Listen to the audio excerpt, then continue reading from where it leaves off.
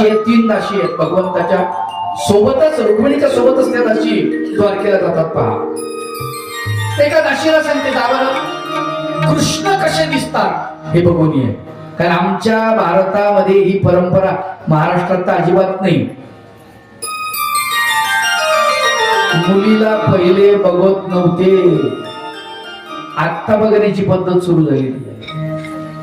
बघत होते केव्हा? अंतरपाठ बाजूला केल्यानंतर. अंतरपटा ते धरा, दृष्टा दृष्ट वधूवरान करणे, कोरियात सदा मंगलम. आहे की नाही? एकामेकाला दिसू देऊ नका असं म्हटलेलं आहे. ते लक्षात असायला पाहिजे. जावं बघून ये. आणि पाहिलं, ती गेली, बघितलं कृष्ण भगवंताकडे. कुठं लक्ष गेलं तिचं? फक्त भगवंताच्या नखावरती लक्ष गेलं. आणि जसं नखाला पाहिलं तिथंच खिळून राहिली, तिथंच नखावरती. बाजूला जायला तयारच नाही, अजिबात तयार बाजूला जायला. दुसऱ्या दाशीला तिनं पाठवलं, जाय बरं म्हणले. ती काय पाहुणे तिला बोलव. ही गेली आणि तिला सगळं जाय, तुला बाई साहेबांना बोलवलं. ती वापस आली, ही तिथं बघत बसली भगवंताच्या नखाकडे.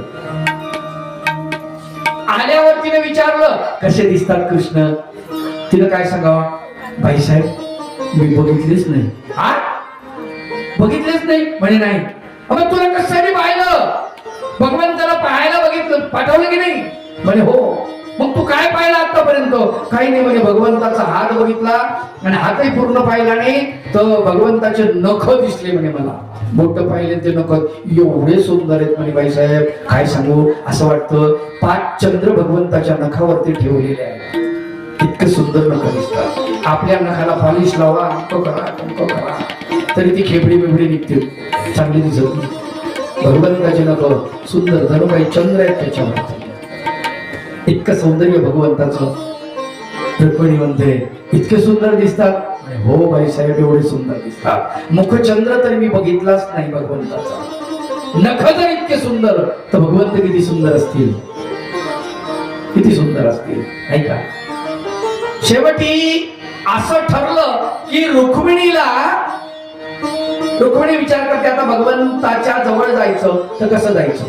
सांगितलं मी अंबिकेच्या मंदिरात जाणार आणि अंबिकेच्या मंदिरात गेल्यानंतर अंबिकेचा नवस आमचं दैवत आहे, कुलदैवत आहे भीमक राजाचं. रुक्मिणी म्हणाला तिथे कृष्ण बसलेला आहे जवळच, त्याचा जाणवस आहे तिथे, पाठवायचं नाही पोरीला तिकडे. आणि म्हणजे असं कुठं असतंय का? कृष्णाच्या भीतीनं तुम्ही आपले कुळाचार बुडवणार, जमणार नाही म्हटलं. असं तुम्ही वीर आहात ना, संरक्षणात तिला घेऊन जा. म्हणजे ठीक आहे.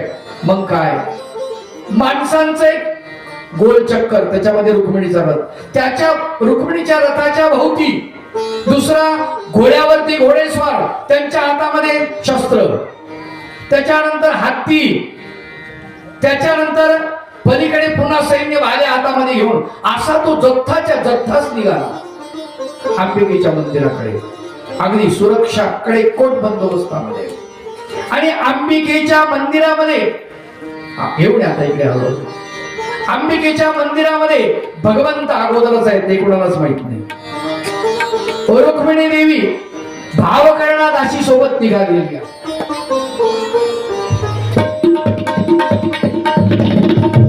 आगमंतीचं होत्या सोबत भावकरणा दासी आहे. सैन्याचा कडकोट बंदोबस्त आहे. शूरवीर योद्ध्याने सर्व बाजूंनी पूर्ण रुक्मिणीला वेढून टाकलेला आहे.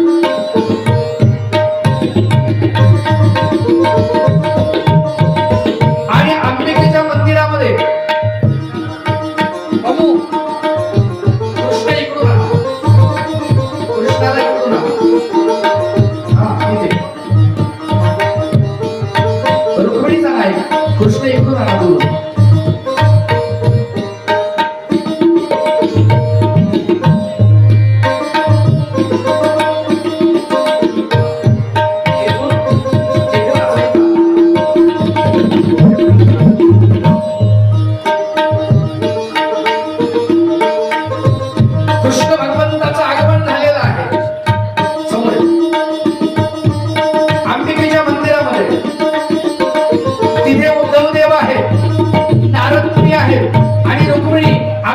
दर्शनाला येते आहे. येऊ द्या. आणा रुक्मिणीला आणा. सर्व लोकांनी जय जयकार केलेला आहे. अंबिकेच्या मंदिरामध्ये रुक्मिणीचं आगमन होतं. भाव करणार अशी सैनिकाला म्हणते तुम्ही आतमध्ये याल. सैनिक बाहेर थांबतात आणि रुक्मिणी मंदिरामध्ये येते. अंबिकेची पूजा करते आणि पूजा करत असताना ती अंबिकेला मागते, हे देवी अंबिके,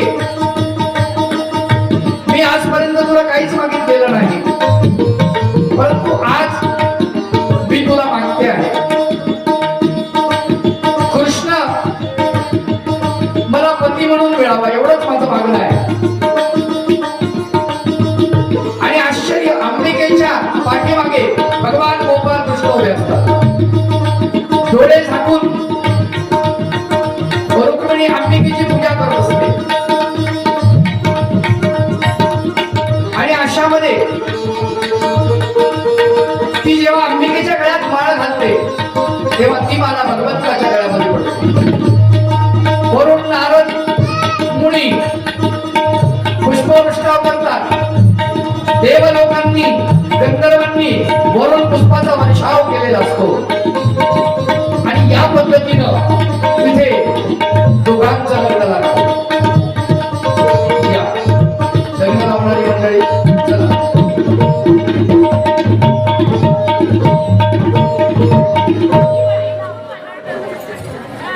कृष्ण आणि रुक्मिणी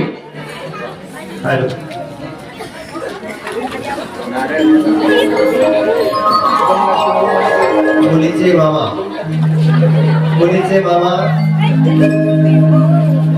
मुलीचे मामा अंकुश ओळेकर व नवरदेवाचे मामा बबनदाजी पडोळ, तसेच अंतरपट धरणाऱ्यांनी सगळ्यांना अक्षता भेटल्या का? अक्षता मिळाला का सर्वांना? बाबा कोणा लग्नाला नसतो बरं का. चला सुरू करायचे का मग?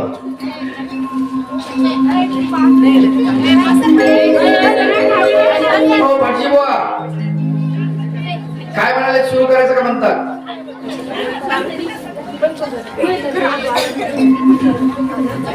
चला पुढची विधी देऊ बापाकडे. यं ब्रह्मा वरुणेंद्र रुद्र मरुत स्तुतवन्ति दिव्ये स्तवै वेदैः साङ्गपदक्रमोपरि सदे गायन्ति यं सामगा ध्यानावस्थिततद्गतेन मनसा पश्यन्ति यं योगिनो येषां तं न विदुः सुरासुरगणा देवाय तस्मै नमः. श्री गोपाल कृष्ण भगवान की जय.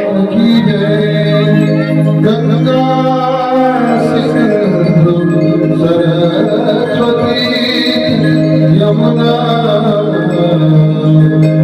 गोदावरी नर्मदा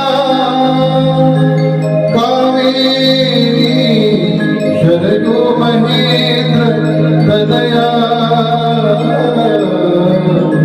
शर्वणवती वेदिका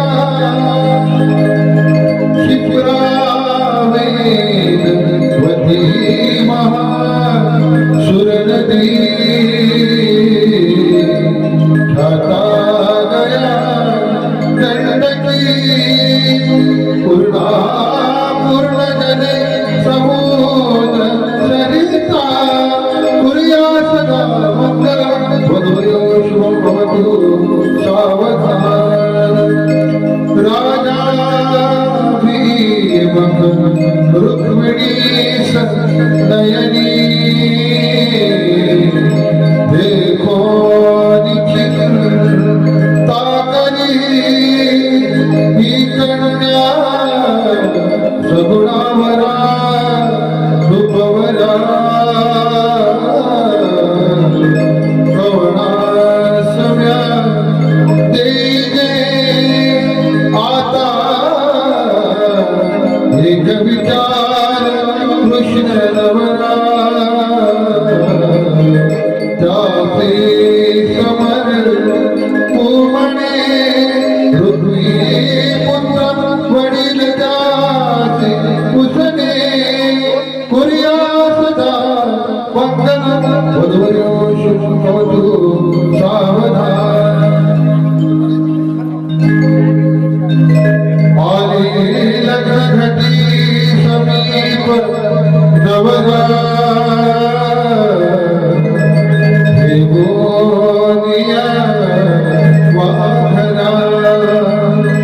रोहतचे मधुपर्क पूजन करा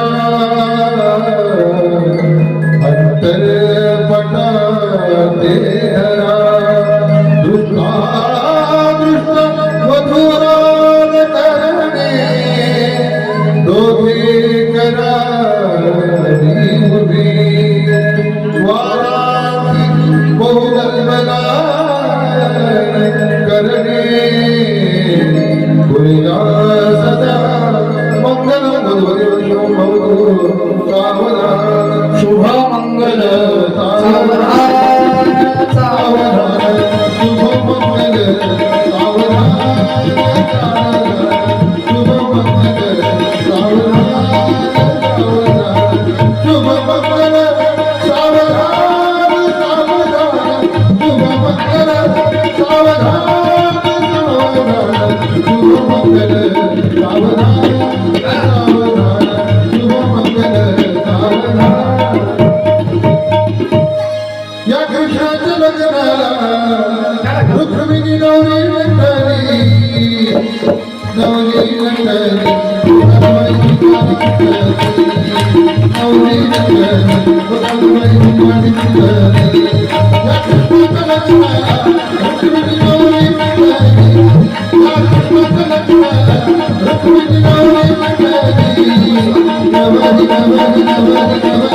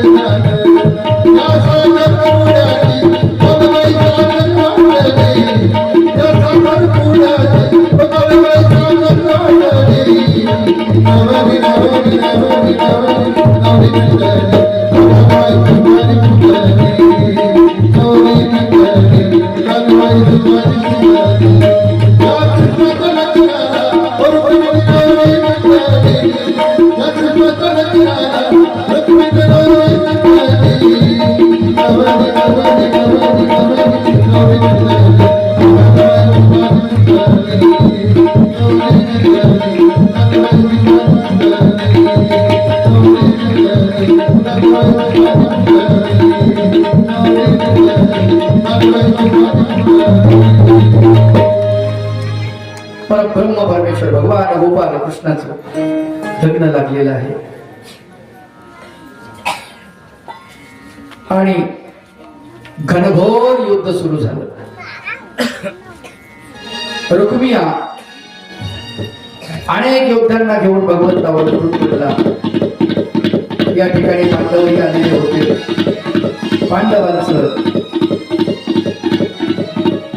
पांडवांनी भगवंताकडून साथ दिलेली आहे आणि भगवंताने अनेक राजांना हळून वापस पाठवलं. भगवंताच्या सैन्याने बलराम राजा, सत्यकी, अर्जुन, भीम, नकुल, सहदेव, धर्मराज,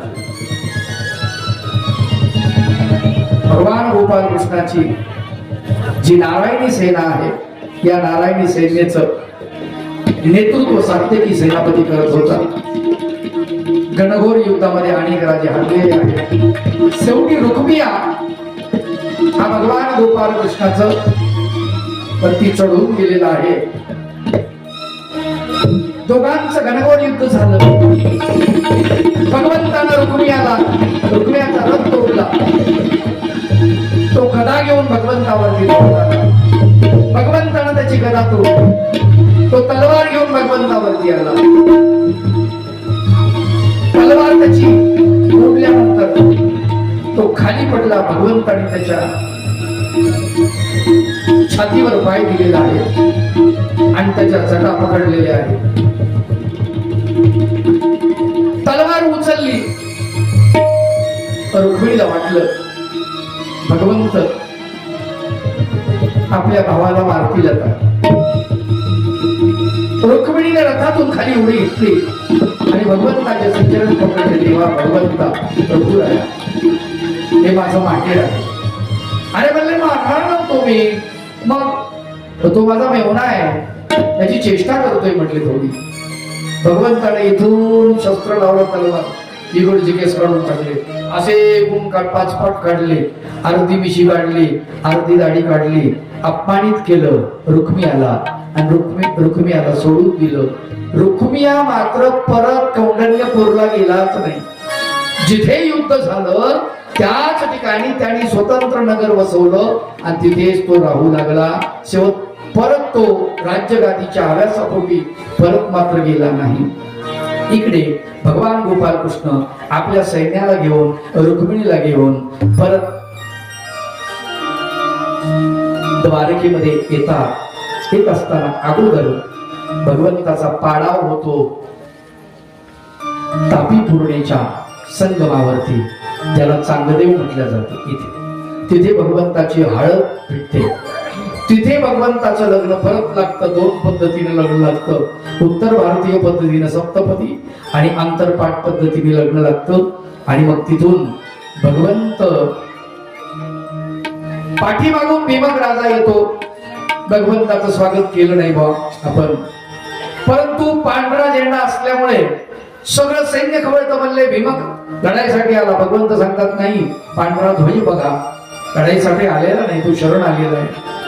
भीमक राजाला सन्मानपूर्वक आणलं जातं. भगवंताचे चरण पकडतात भीमक राजा आणि सांगतात, तो माझी चूक झाली, काय करावं, बोलाच्या हट्टा पुढे मला काही करता नाही आलं. भगवंत म्हणतात, आम्हाला सगळं कळते, पण म्हटले माझी हौस राहिली, माझ्या मुलीचं कन्यादान राहिलं, मला नाही करता आलं. म्हटलं इथं करा. आणि म्हणून चांगदेवला परत भव्य असा मंडप दिला जातो आणि तिथे रुक्मिणीचं लग्न आणि कन्यादान भीमक राजा त्या ठिकाणी करतो, रुक्मिणीचं कन्यादान. आणि तिथून परत रुक्मिणीला सोबत पोहोचवण्यासाठी द्वारकेपर्यंत भगवंत निमंत्रण देतात आणि म्हणून द्वारकेपर्यंत भीमक राजा गेलेला असतो. एवढीच त्या भीमकाची आणि रुक्मिणीची भेट आहे. त्यानंतर रुक्मिणी कधी परत माहेरला गेलेलीच नाही, वेळच नाही मिळाला तिला.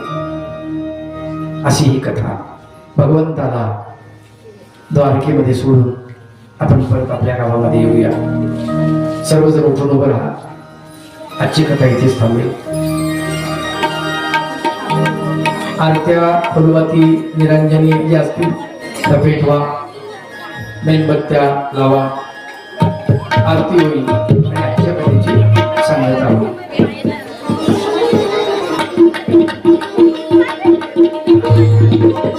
उद्या तुला